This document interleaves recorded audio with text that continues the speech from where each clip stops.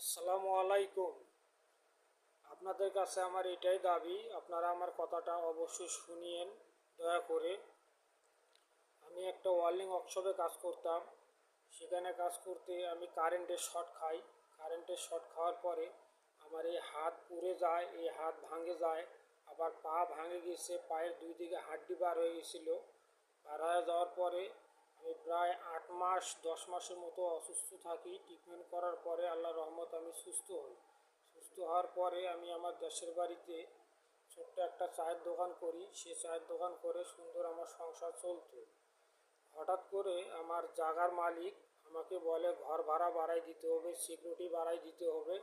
তার কারণে ওই ঘরটা আমাকে আর দেয় নাই, আমি আর করতে পারি নাই। আমার ছোট ছোট দুইটা বাচ্চা আছে, আমি খুব কষ্টে আছি। মানুষ আমার কাছে 1,50,000 টাকা পাবে, কিস্তিওয়ালা আসে প্রতিদিন ঘুরে যায় বাসা থেকে। আমি টাকা দিতে পারি না, তাই আমি ঢাকায় চলে আসি। ছোট একটা কাজ করি, সে কাজ করে আমি 10,000 টাকা বেতন পাই। 4,000 টাকা আমার খাওয়ার বিল দিতে হয়, 2,000 টাকা আমার রুম ভাড়া দিতে হয়, থাকে 4,000 টাকায়। সে 4,000 টাকায় দেশে আমার বাচ্চা বউ খাবে না আমার পকেট খরচ করব, আমি কুলাইতে পারি না, ঋণও শোধ করতে পারি না। তাই আপনারা যে যেখান থেকে আমার এই ভিডিওটা দেখতেছেন, প্রবাসী ভাইরা দেখতেছেন, দয়া করে আমাকে যদি কোনো সহযোগিতা করেন, আল্লাহ পাক আপনাদের ভালো করবে।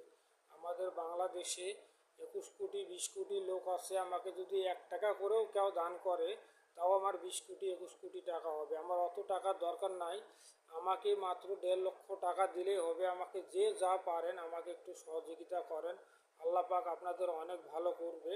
একটু দয়া করে আমাকে সহযোগিতা করেন ভাই। আমি খুব গরিব মানুষ, আমার বাচ্চা আছে দুটো ছোট ছোট, আমি গ্রামের মানুষ। দয়া করে আমাকে একটু সহযোগিতা করেন। আসসালামু আলাইকুম।